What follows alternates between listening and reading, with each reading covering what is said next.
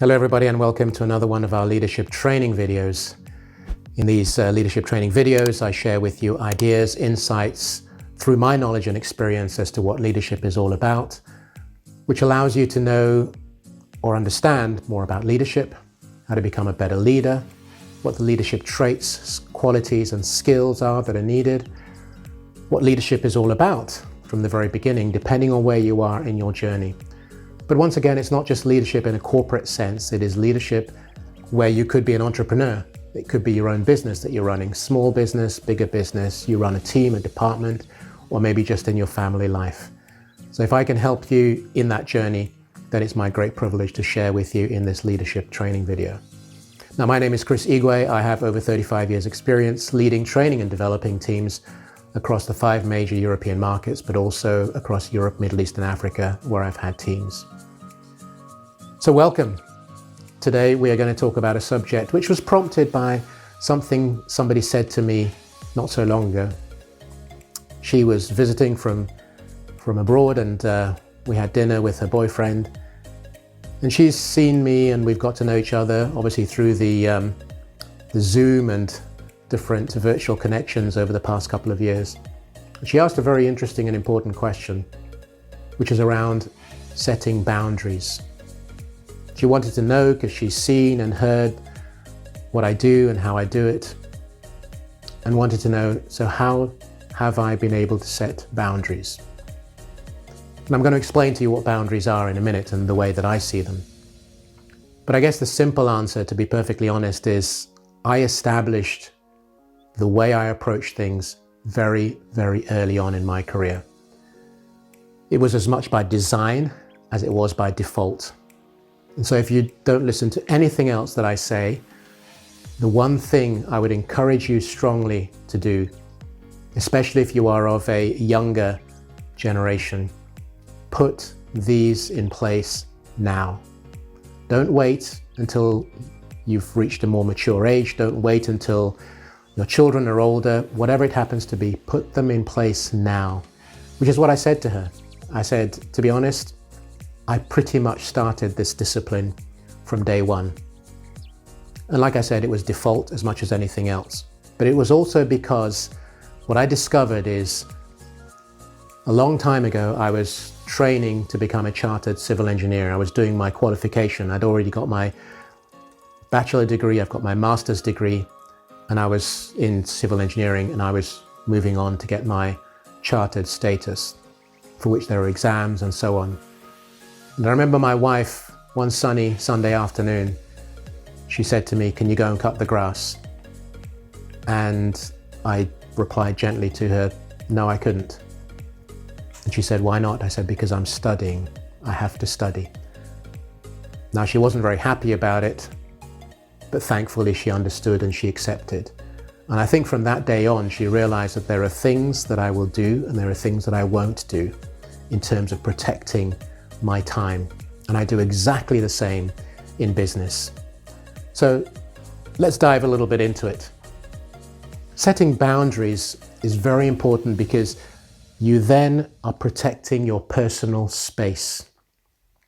Your personal space, obviously in your mind, in your heart, and in how you spend your time.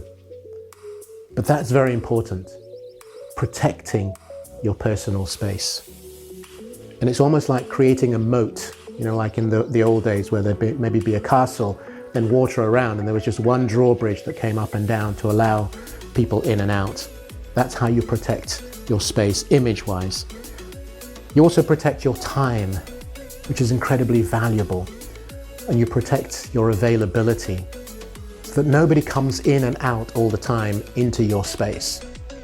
Let me give you a very simple example. When I worked in the corporate environment, I'd always had my own personal office, but in this company I was working at for the first time in my career at an advanced age of experience, they said that only the board members were able to get private office space. Now, I was not happy about this, but that was the way they did business, so that's fine. I got used to it. But I had an area in the office, open plan, which was mine, and I had my PA sitting next to me.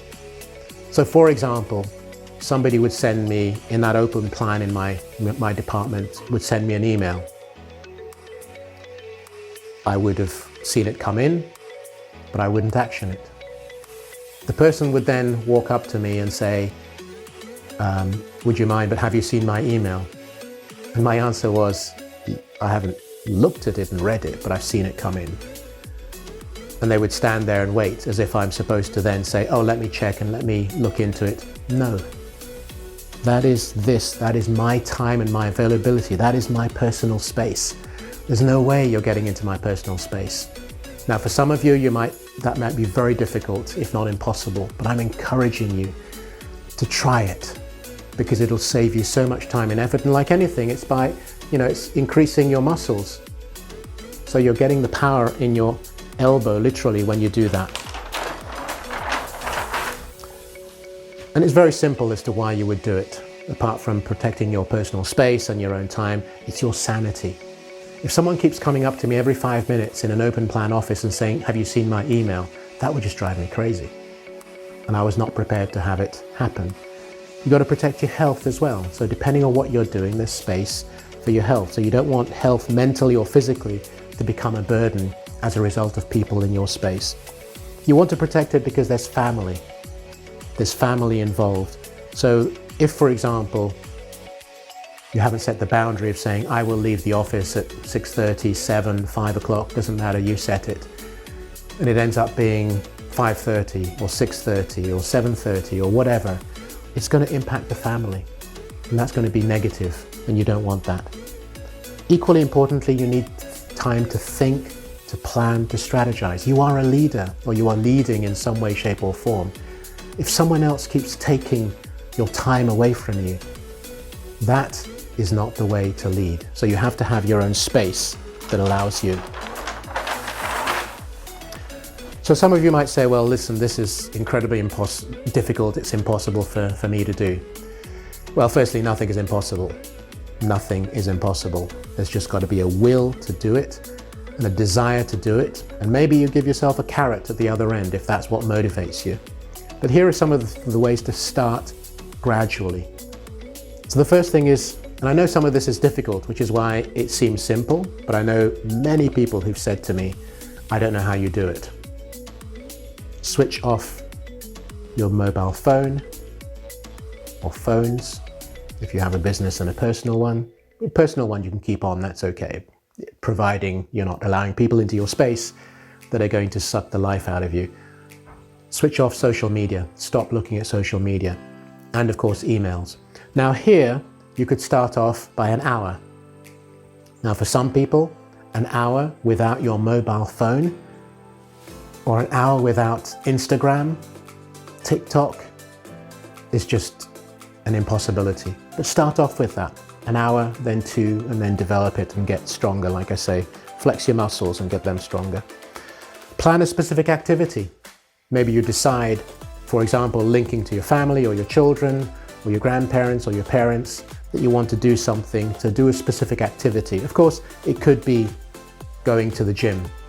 Decide to go to the gym, but then you do all these. You switch off. You just listen to music, perhaps, or a podcast or whatever it happens to be. But plan a specific activity where you're not going to be disturbed.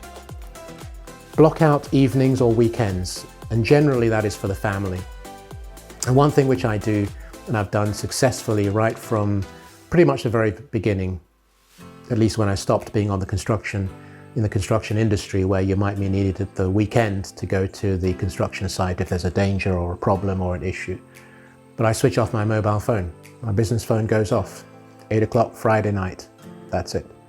And it won't go back on until Monday morning. And generally, as an independent, once I'm ready to switch it on. I don't switch it on straight away when I start in the office.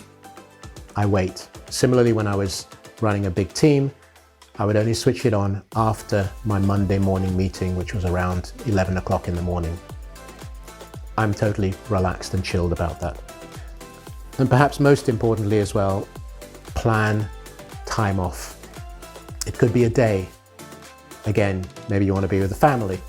Maybe you just want to go to museums. Maybe in my world of retail, you want to go and look at the retail, a shopping center, a high street, see what's happening. So take time off and take days off, because those are critical to your sanity, which we talked about before. So these are just some very practical ideas for you. Space is so important, your own personal space, your own sanity, your own ability to think, strategize, and plan. And if you could do simple things, and this is possibly the biggest one where most people are challenged, I can honestly say to you that I have absolutely no difficulty. I can see things coming through. My WhatsApp today, for example, is a group I'm involved in.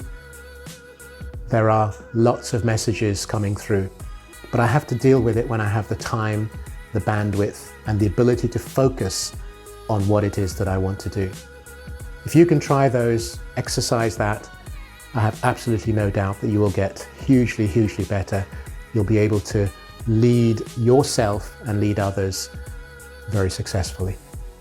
So I hope this has appealed to you and given you some insights and knowledge. Thank you once again for joining me. Please feel free to like, comment, and share, and of course subscribe to the channel so you know when other videos are becoming available. So until the next time, thank you.